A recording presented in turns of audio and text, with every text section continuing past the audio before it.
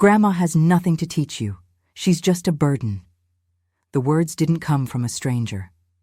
They came from my own grandchild, a sweet boy with wide eyes, repeating his father's cruelty like it was a simple truth.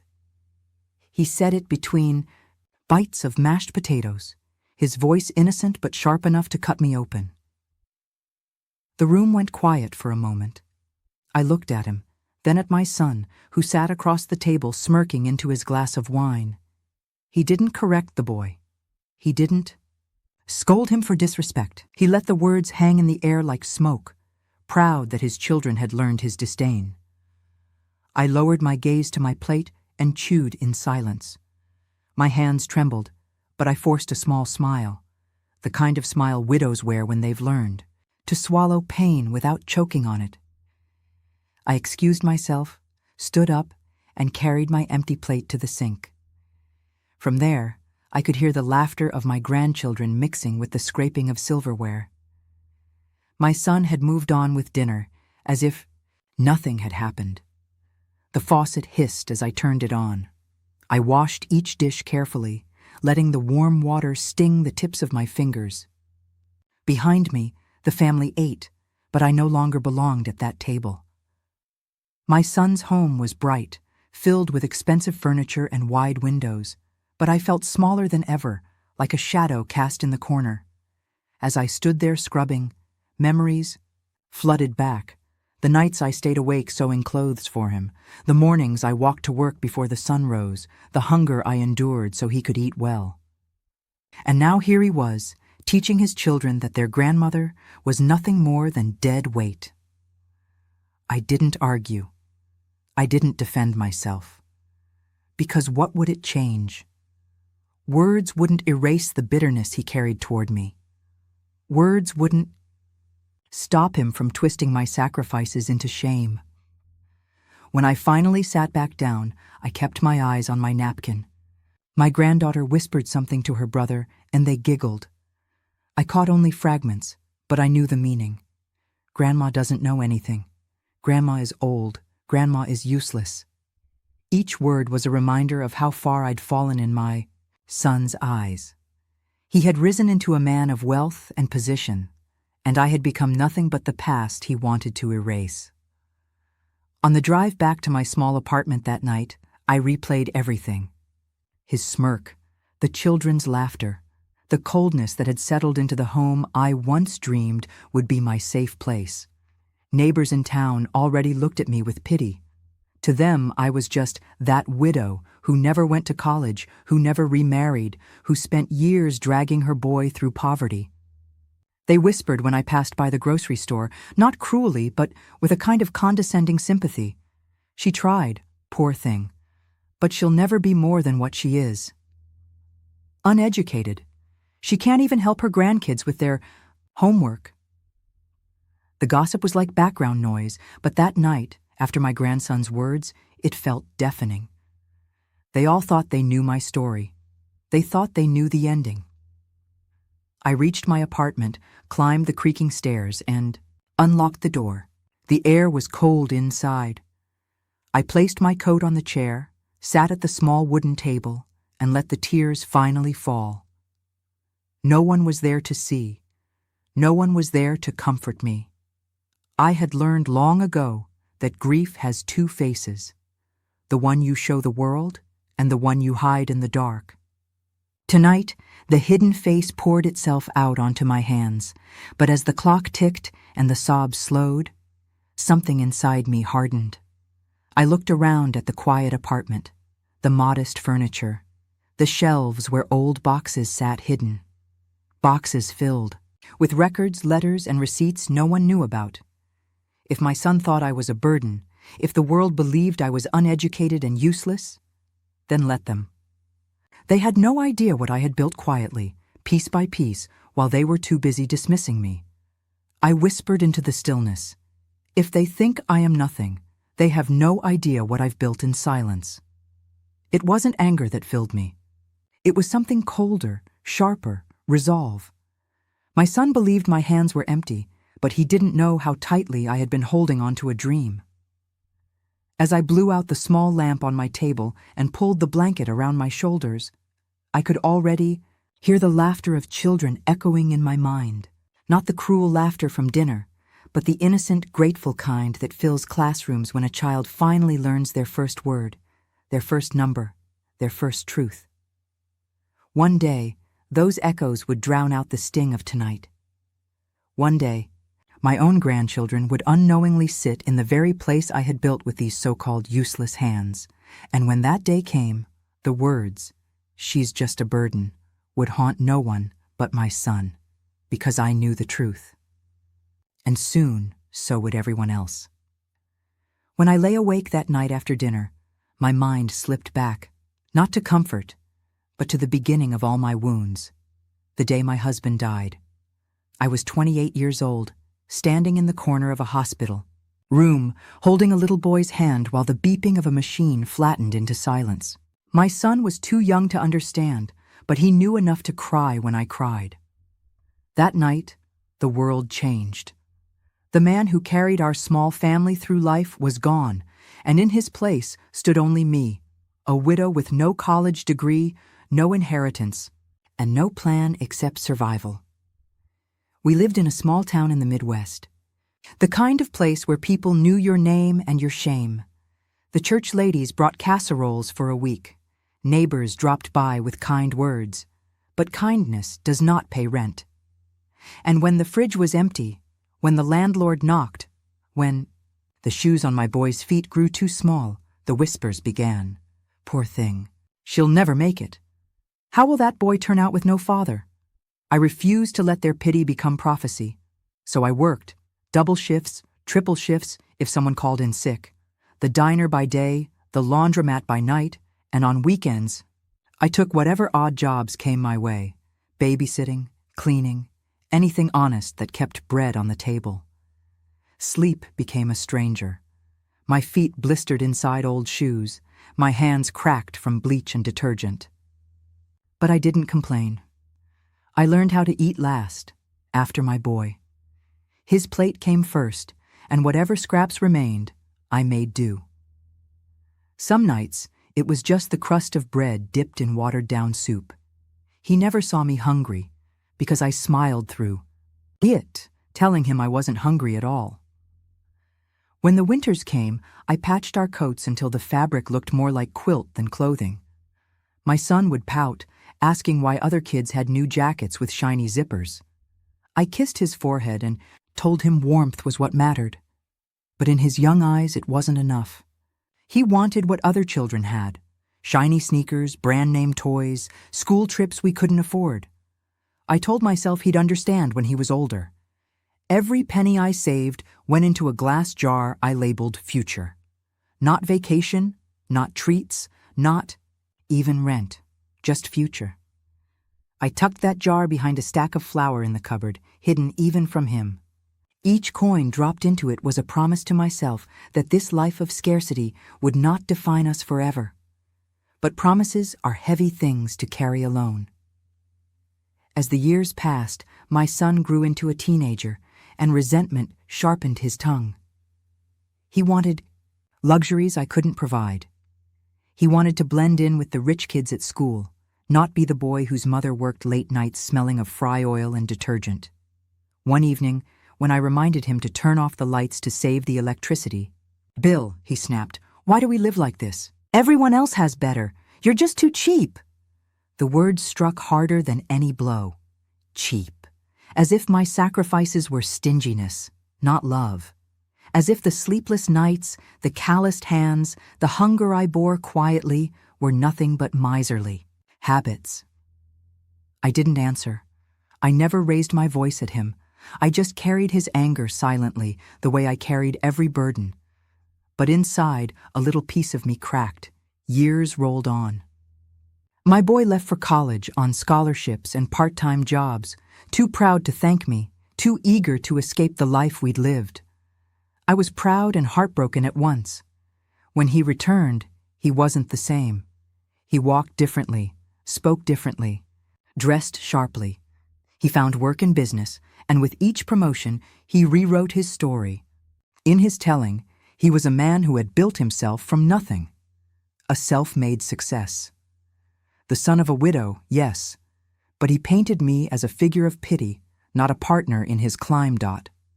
At church, I overheard him once, bragging to a colleague. My mom never really worked, you know. She just got by. Everything I have, I made myself. Never really worked. The words stung, but I bit my tongue.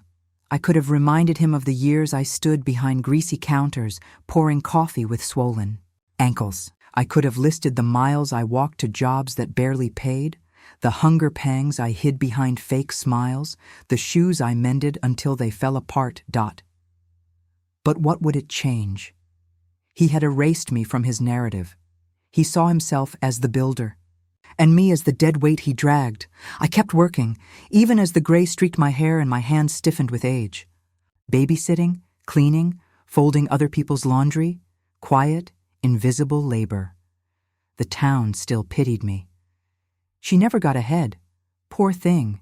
But what they didn't know, what even my son didn't know, was that the jar marked future had never stopped filling.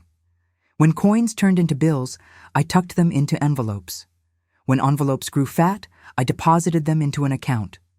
Quietly, steadily, without telling a soul, I grew something out of nothing, not for myself. But for a dream I carried silently, the same way I carried my grief, my hunger, my cracked hands. My son mocked my frugality. He called me old-fashioned, stubborn, obsessed with pennies. He never knew those pennies had purpose. He never asked. And so the divide widened. He rose higher, but he carried me lower in his eyes. To him, I was still the widow in patched coats. The burden, the shame. That night after the dinner table insult, lying awake in the dark, I let the memories wash over me like waves. They were painful, yes, but they were also proof. Proof that while my son had forgotten, I had not. He might dismiss me as uneducated. He might sneer at the frugal habits that shaped my life.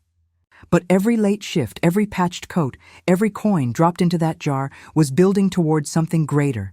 Something he could not see. Something he would one day be forced to reckon with. Because the truth is, silent sacrifices are never truly silent. One day, they speak louder than any insult. And when that day came, my son would learn that the woman he called cheap, the woman he painted as a burden, had carried a secret far more powerful than his pride. It began on an ordinary evening, the kind of evening no one remembers, except me. I had just finished my shift at the diner, my apron still smelling faintly of grease and coffee. The sun was low, spilling that honey-colored light across the town. I stopped by the small grocery store on the corner, the one with the squeaky door and the dusty shelves. That's when I saw them. Two little children sat outside on the curb, their school books spread across their knees. They were whispering to each other in broken English, stumbling over words, trying to piece together sentences. Their mother, a tired woman with a scarf wrapped around her head, was inside the store, likely counting coins to stretch for milk and bread. The boy looked about 10, the girl maybe 7. Their faces were scrunched in frustration as they pointed at words they could not read, numbers they could not solve. I watched as the boy finally closed the book in defeat, his small shoulders sinking under the weight of failure. Something in me cracked open. Because I knew that feeling. I remembered my own childhood, sitting by a dim lamp in a drafty house, staring at textbooks I couldn't understand. I remembered being pulled out of school to work, to clean, to sew, while other children went on learning. I remembered how ignorance felt, like being trapped in a cage with invisible bars. Education had been the dream I buried when I became a widow, the dream I told myself I could live without. But watching those children outside the store, I realized something. Maybe I couldn't reclaim my own education, but I could fight for theirs. That night, lying awake in bed, I whispered a vow into the dark. If I could not study, I will make sure no child is left behind. It wasn't just a thought. It was a fire, a spark that refused to go out. The next Sunday, I carried that fire with me to church.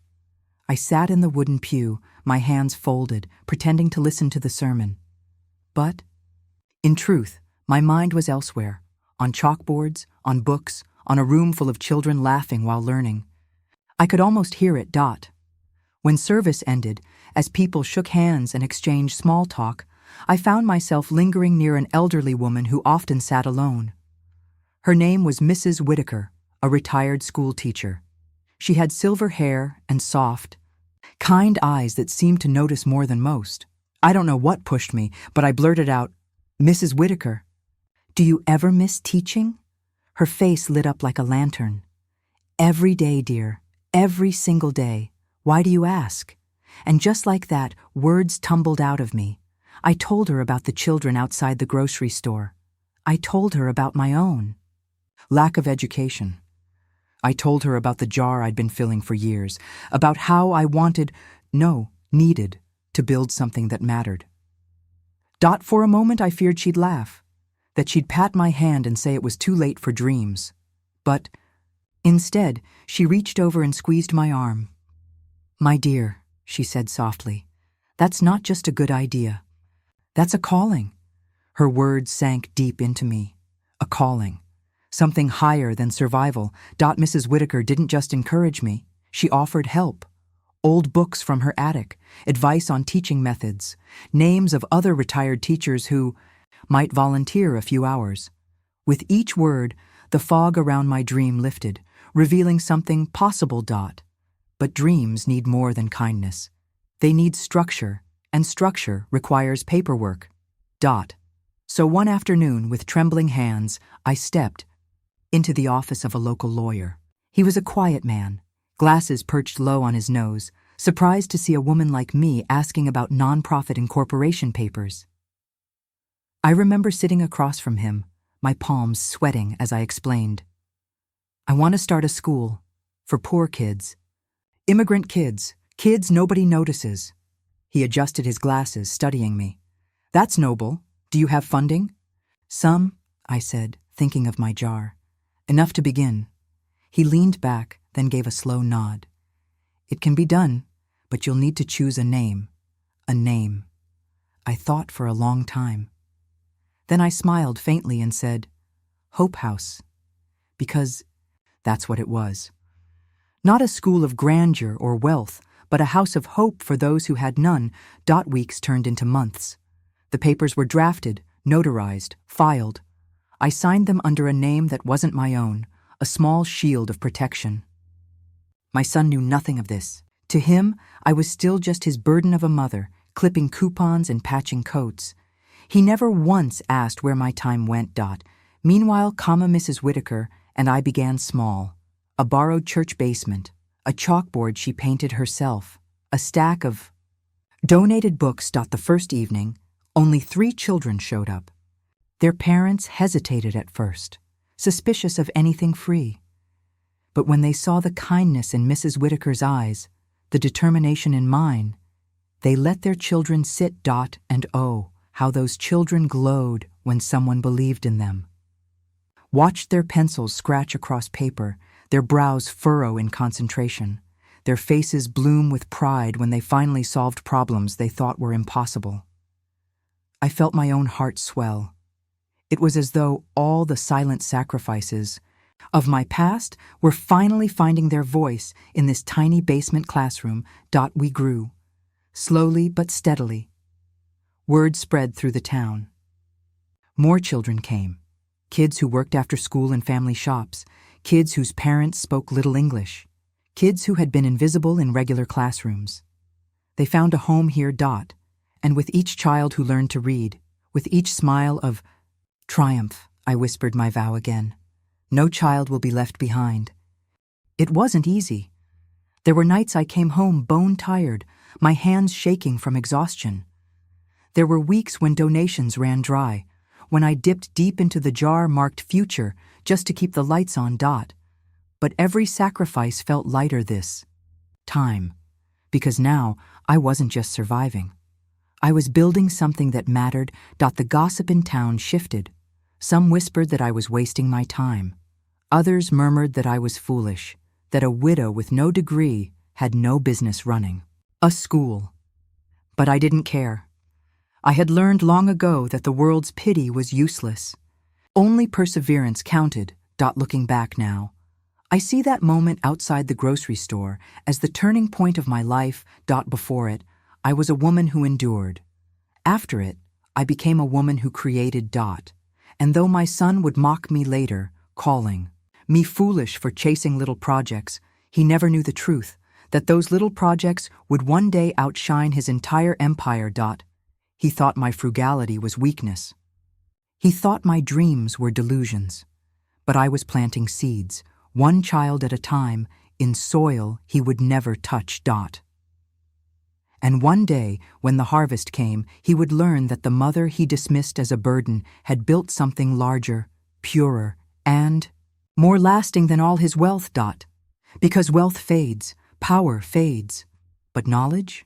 Knowledge lights a fire that can burn for generations. And I had vowed, with every part of my soul, to light that fire for every forgotten child. People think miracles are loud, but mine began with a bucket of soap water and a pair of aching hands. After I registered the nonprofit under a quiet trust, I faced the hardest question: where would my school even begin? I had no money for grand buildings, no shiny donors, no polished brochures, just a widow's stubborn hope. I walked through the town's forgotten corners, looking for something, anything, that could become a classroom. And there it was, an abandoned community hall at the end of Maple Street. Its windows were cracked, its roof sagged, and weeds crawled through the cement steps. Most people passed it by like a ghost, but when I looked at it, I didn't see broken glass. I saw children's laughter echoing inside. The landlord thought I was crazy. "It's a dump, ma'am. Nobody rents this.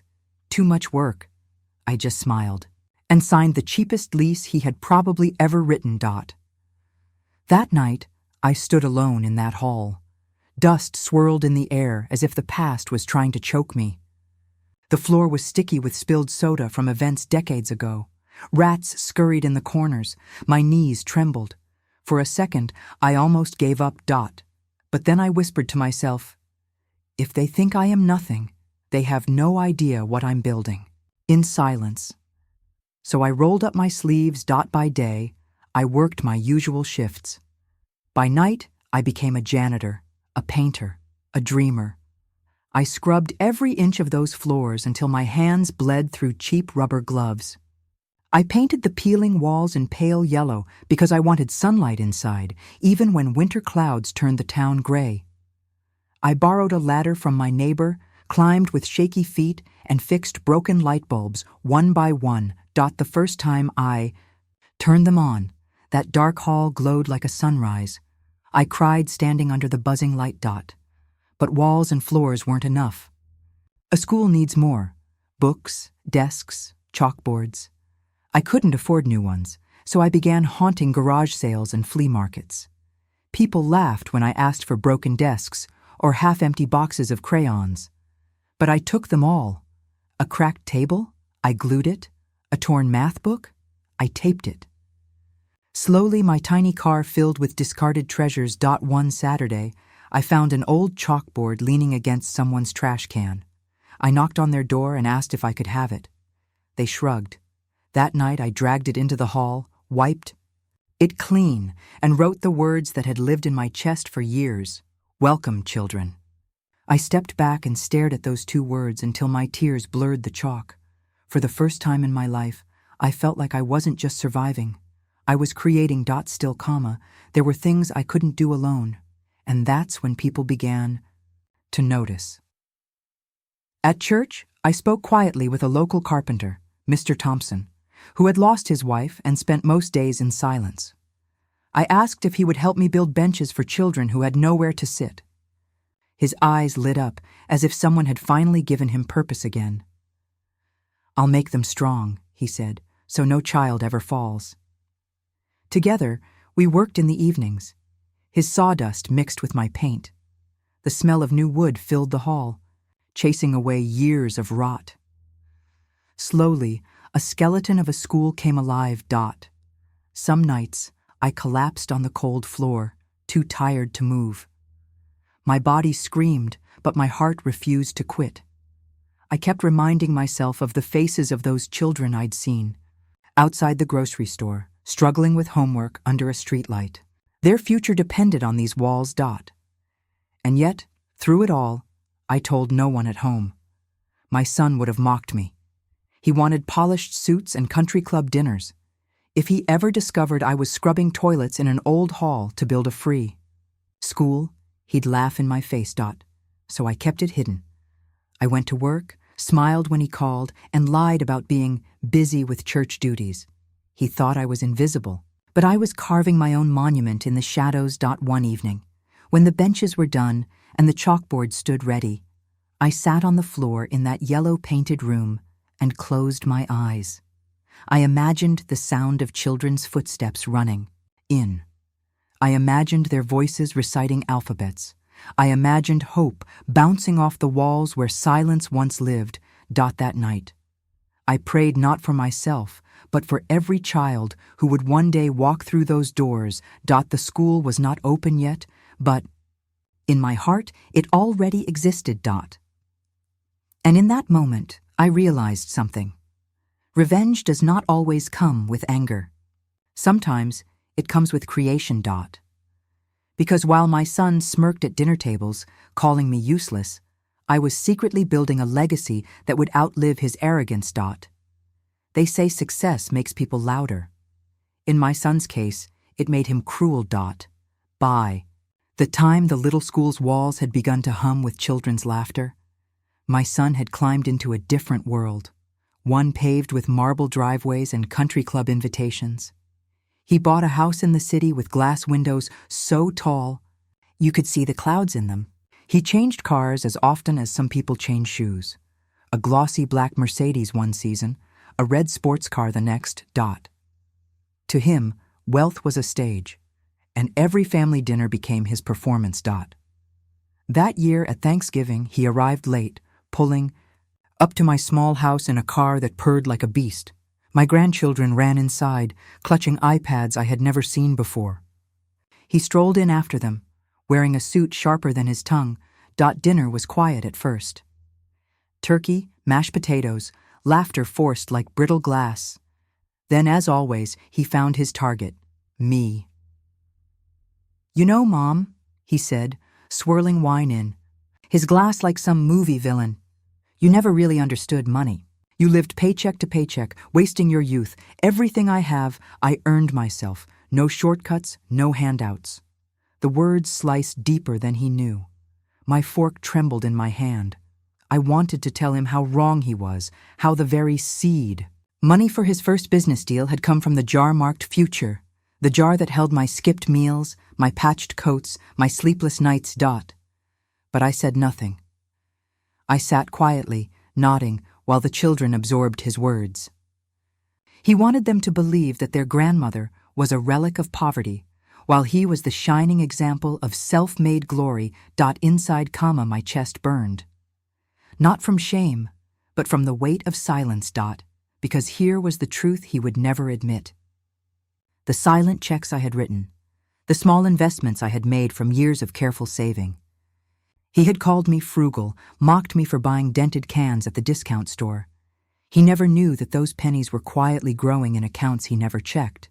He never knew that when the bank hesitated to back his first venture, it was my signature through a discreet trust that pushed it through.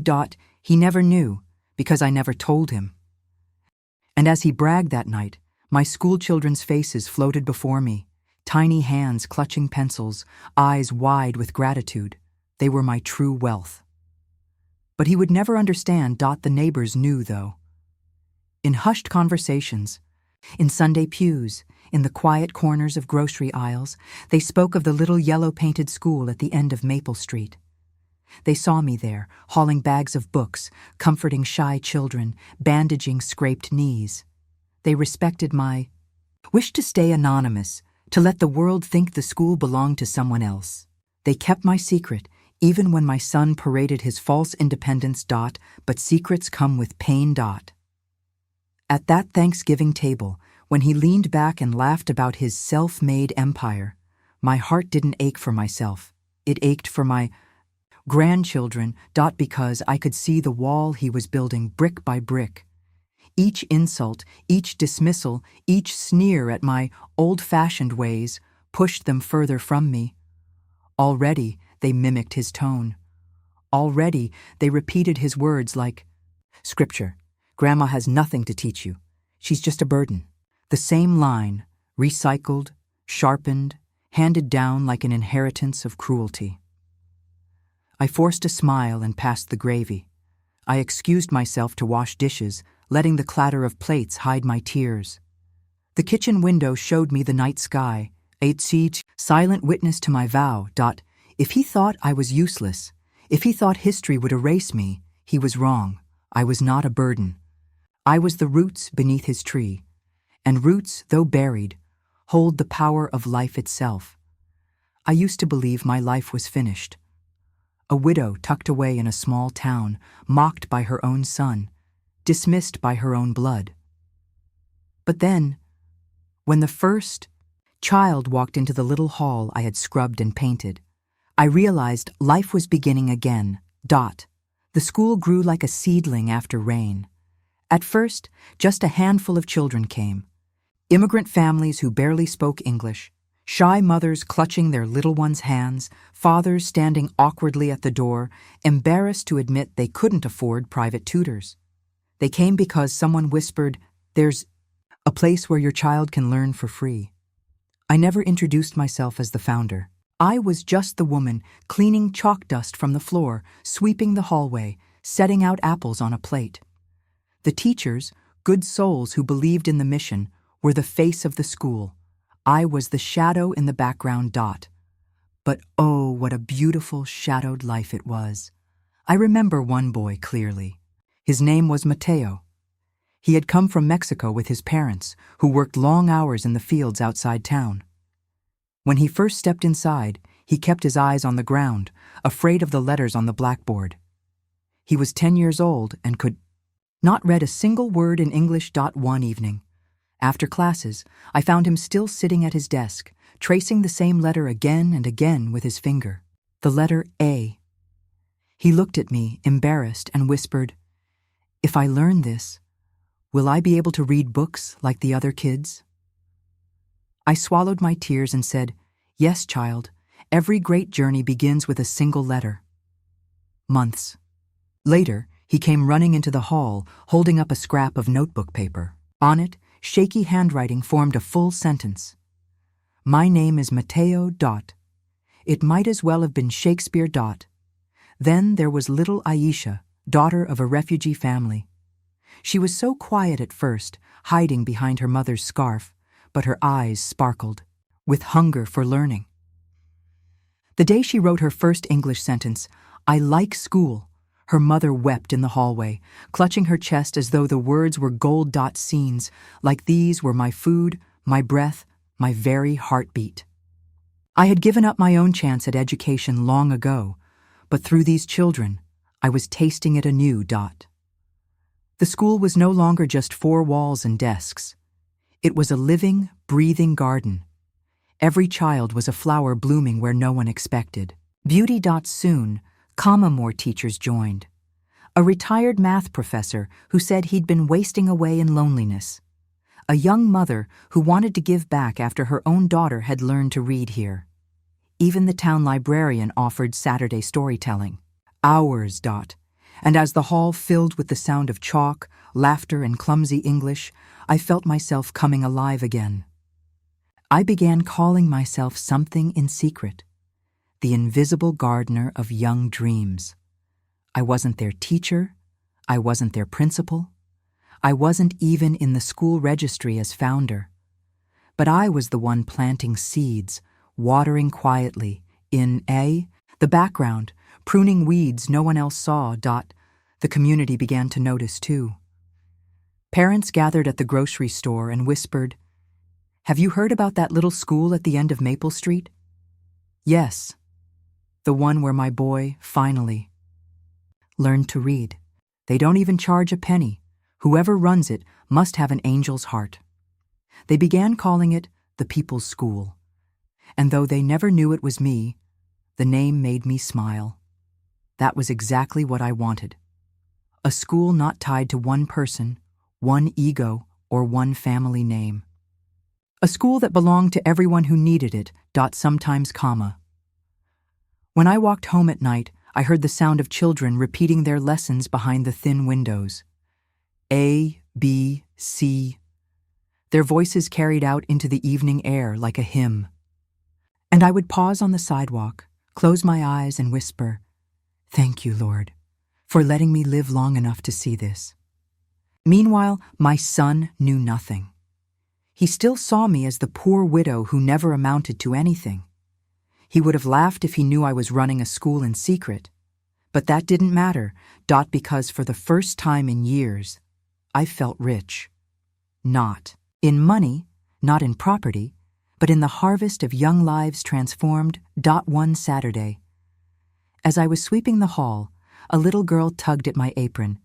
She looked up at me with eyes wide as moons and asked, "Miss, are you the one who makes this school run?" My heart skipped. Children see things adults cannot. I bent down, brushed her hair from her face, and whispered, "I'm just the gardener, sweetheart. You are the flowers." And she smiled as if I had told her the greatest secret in the world. I always thought a mother's love was the one bond that could not be broken. But my son proved me wrong in ways that cut deeper than knives. It began with little comments, barbed words hidden under polite smiles. "Mother, maybe you shouldn't come around so much. The children need a more modern influence."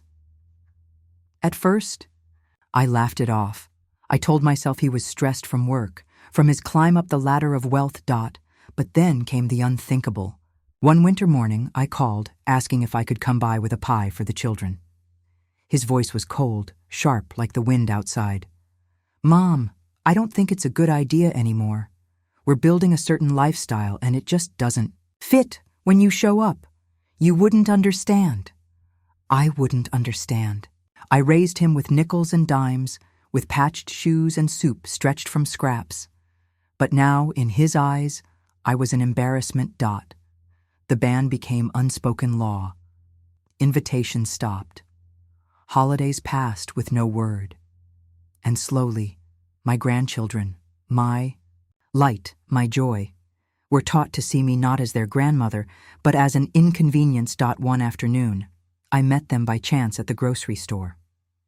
Their little coats were fur-trimmed, their shoes polished. They looked at me with hesitation, as though I were a stranger. I bent down, smiling, reaching for a hug. But my eldest grandson stepped back, his voice innocent but heavy as stone. "Daddy says you're just a burden." I froze. A burden. That single word felt heavier than all the years of labor, of scrubbing diner floors, of staying awake through double shifts. I forced a smile so my tears wouldn't frighten them. I whispered, "Well, burdens can still love you," and kissed, the air near their cheeks. When I returned home that night, I didn't turn on the lights.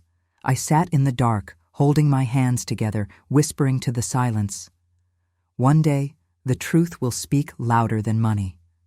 That night, sleep did not come, but resolve did. If my son chose to erase me, if he chose to poison his children's hearts, then so be it. I would not chase what did not want me. Instead, I would pour myself deeper into the one place where love still grew.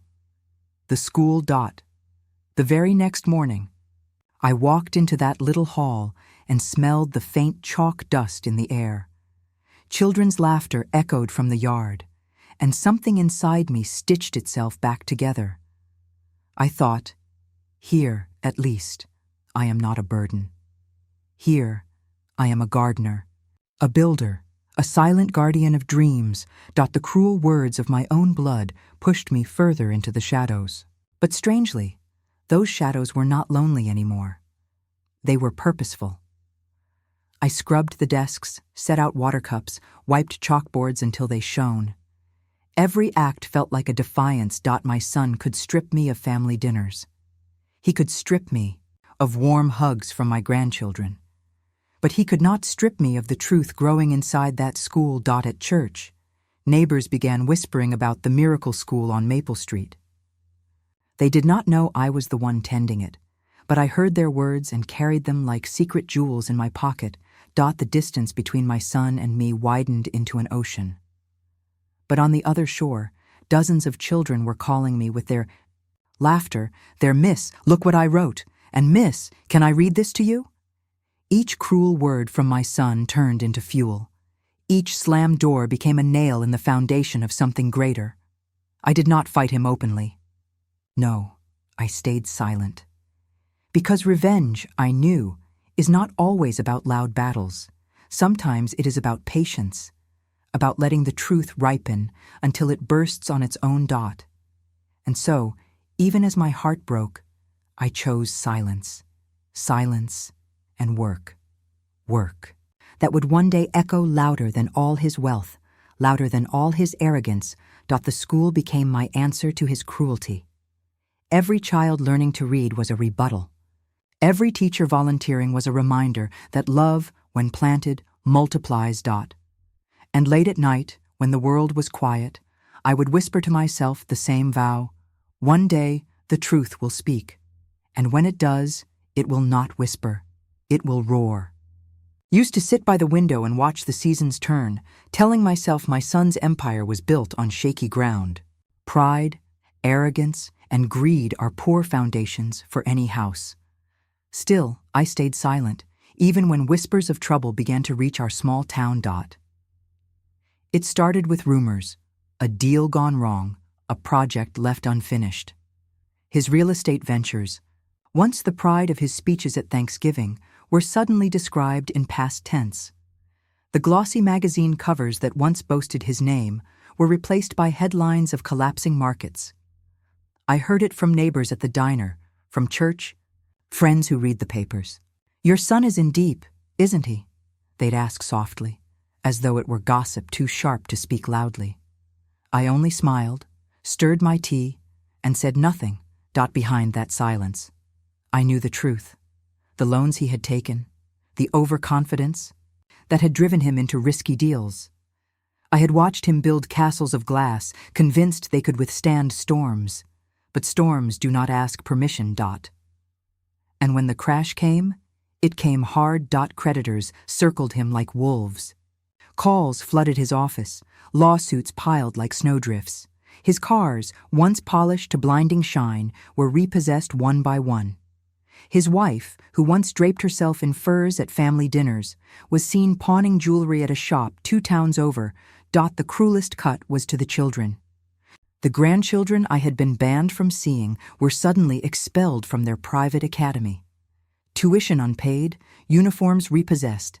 They returned to town schools, their classmates whispering behind their backs. The once proud family who had looked down on me for patching old coats now became the subject of the same ridicule.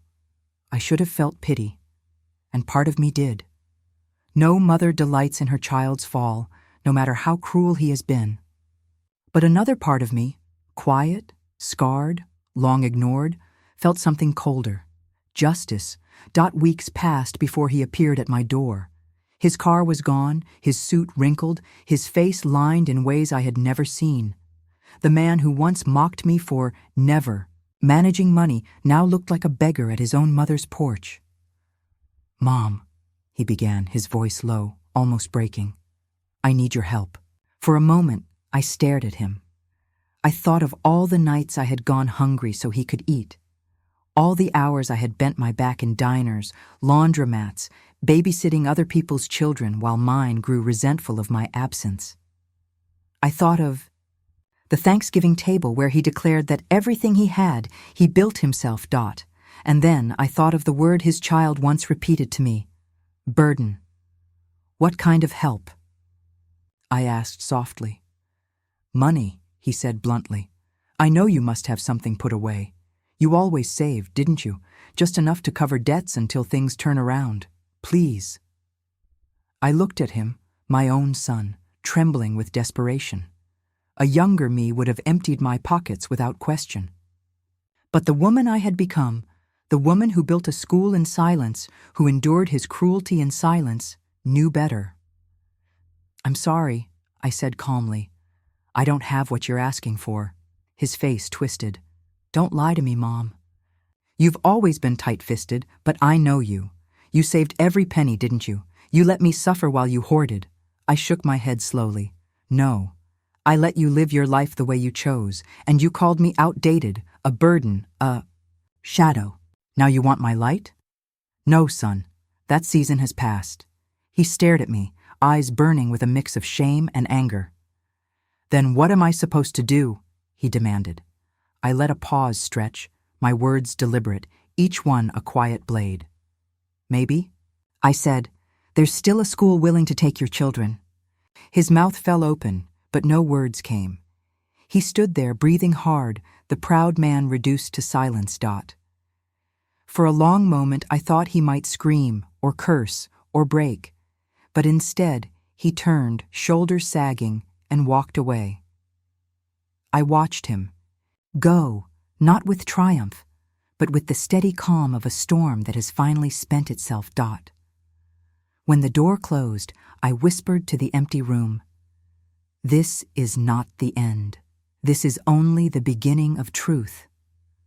I always believed life has a way of circling back to its truths, even if it takes decades. That circle closed one gray morning, when the son who had shut me out was forced to walk through the doors of the very place I had built in silence. It began with a phone call I never expected. His voice, low and cracked, carried no arrogance anymore. "Mom, I need to put the kids in school. The private one. They kicked them out. There's a free school in town, isn't there? Do you know anything about it?" I swallowed back 100 truths, pressing them behind my teeth. "Yes," I said softly. "There's a school." 2 days later, I watched from my office window as he stepped onto the cracked pavement outside our modest brick building.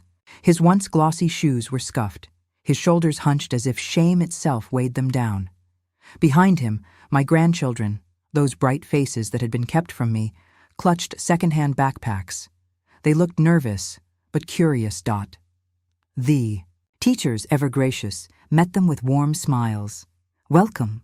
Don't worry, children, you'll make friends here quickly." I saw the way some of them glanced at my son, though, their eyes carrying that quiet mixture of pity and restrained judgment. Everyone in town knew who he was, what he had lost. He walked those hallways stiffly, pretending not to notice the hand-me-down books, the chalk-dusted walls, the laughter of children who owned nothing but carried joy in their voices. I stayed hidden that first morning, listening from my desk as the staff guided them through the orientation. Teachers introduced themselves, explaining the after-school programs, the reading circles, the music lessons donated by volunteers. My son nodded awkwardly, unfamiliar with humility. Then, as fate would have it, one teacher spoke words that made my chest tighten. "This school exists because of one person," she told him gently. "A woman who believed no child should suffer for lack of money or language. She gave us purpose. She gave this town a gift." He shifted uncomfortably, clearing his throat. "And who is this founder?" he asked, his tone caught between suspicion and disbelief. The teacher only smiled. "You'll meet her soon." His children settled in quicker than he expected. By the third week, they were laughing in classrooms, coming home with stories of learning math through games, of drawing maps in geography, of writing essays about their dreams. Teachers praised their talents openly. "Your daughter has a gift for languages," one said, "and your son, he's a natural with numbers." I could see the cracks forming in my son's pride. Each day he lingered longer at pickup, no longer rushing off.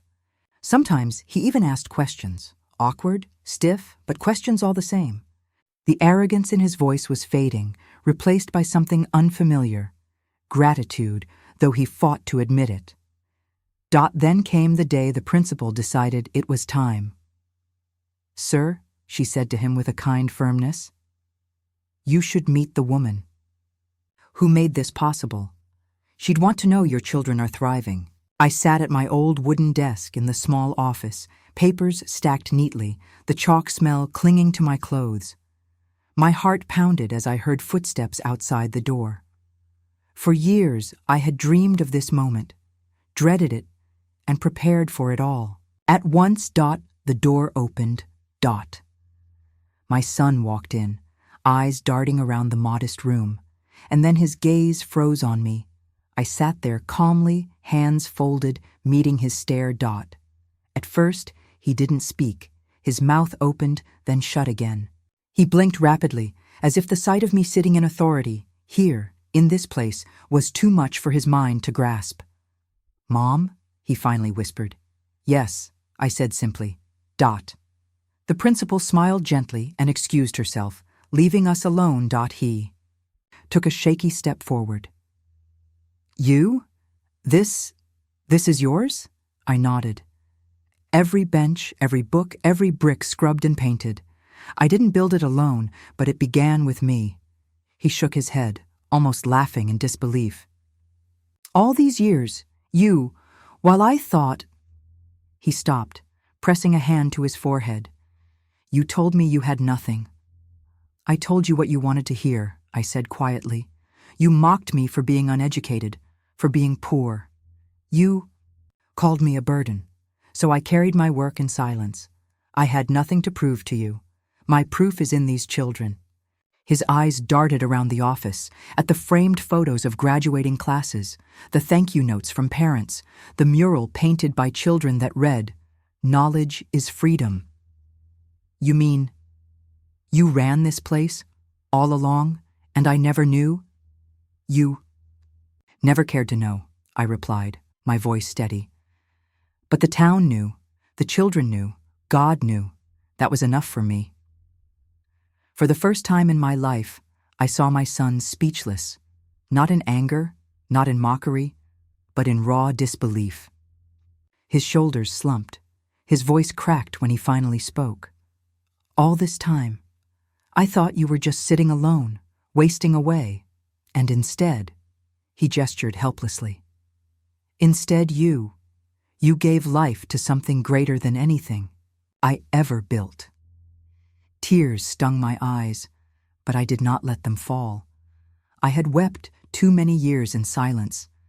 Now I only wanted clarity. I did not need towers of glass or luxury cars, I told him softly. I needed only to give what I never had. If I could not be a scholar, I would be the gardener who planted scholars. That was my vow. He sank into the chair across from me, his face pale, his hands trembling. "Why didn't you tell me?" "Because you would have laughed," I said. "Because you needed to believe I was useless so your pride could stand taller. But pride has a way of falling, son. And when it does, truth has its turn to speak." For a long silence, he just sat there, staring at me as though he was seeing not his mother, but a stranger he had never truly known. Finally, he whispered, "I don't deserve this. I don't deserve you." I leaned forward, my voice calm, firm, but not unkind.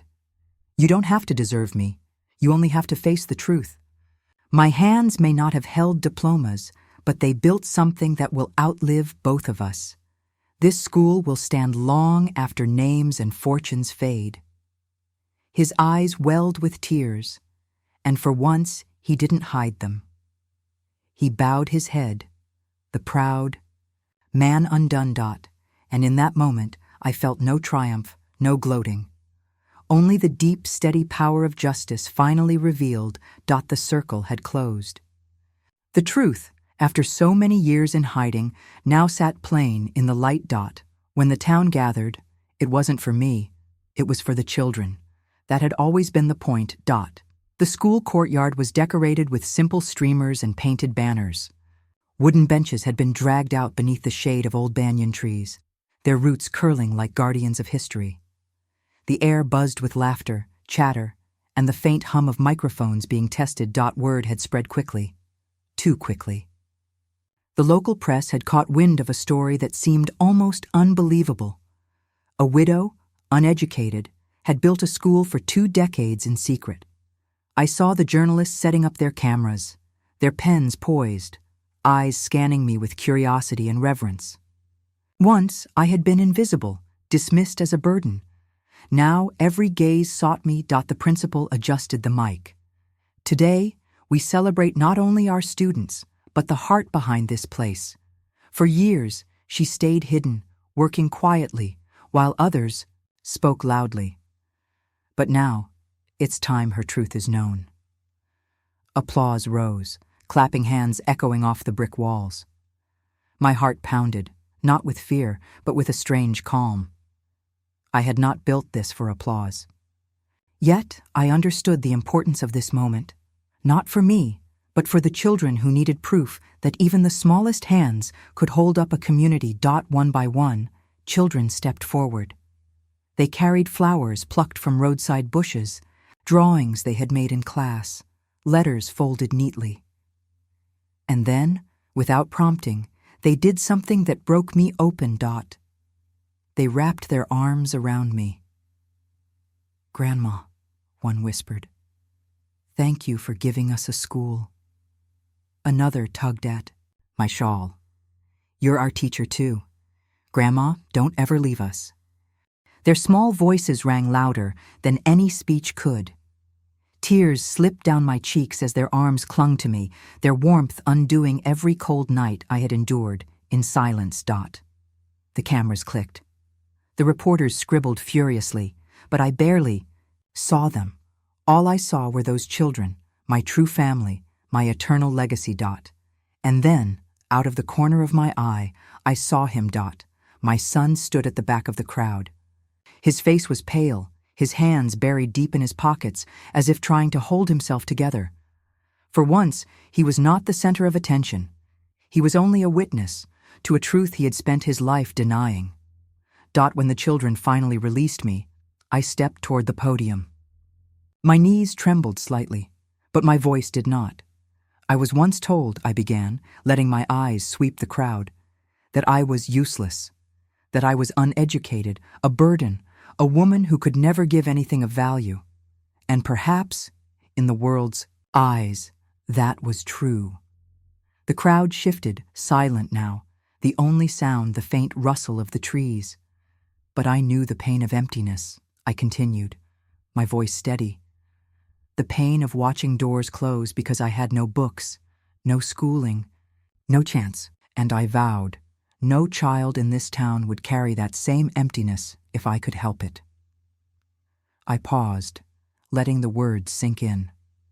Reporters scribbled faster. My son's head lowered, his eyes glistening even from where I stood. I built this not for pride, not for revenge, not for recognition. I built this so a child who cannot afford uniforms can still dream, so a girl told she is too poor for learning can still hold a pen, so the next generation will never again believe that poverty means worthlessness. Applause swelled, thunderous and unending. People stood, clapping, some even wiping their eyes. The teachers bowed their heads in respect. But I did not bask in the applause. I looked again at my son. And in that moment, he broke. His shoulders shook, his hand covered his face. His children, my grandchildren, ran to his side, tugging his sleeve, confused by their father's tears. He sank to his knees, holding them close, whispering words I could not hear. For a man who once carried pride like a crown, that collapse was heavier than any punishment I could have given. The public reckoning was not about humiliation. It was about truth, and truth had finally spoken, not in whispers, but in the voices of children and the clapping of an entire town. When the event ended, people pressed flowers into my hands, thanking me, calling me Maji Bibi, teacher. On the Sai, reporters crowded me, but I answered only briefly. My story was never about me, it was about them. About the classrooms still echoing with laughter, about the future being written in chalk and pencil marks. That night, long after the crowd had dispersed, I sat on the porch of the school.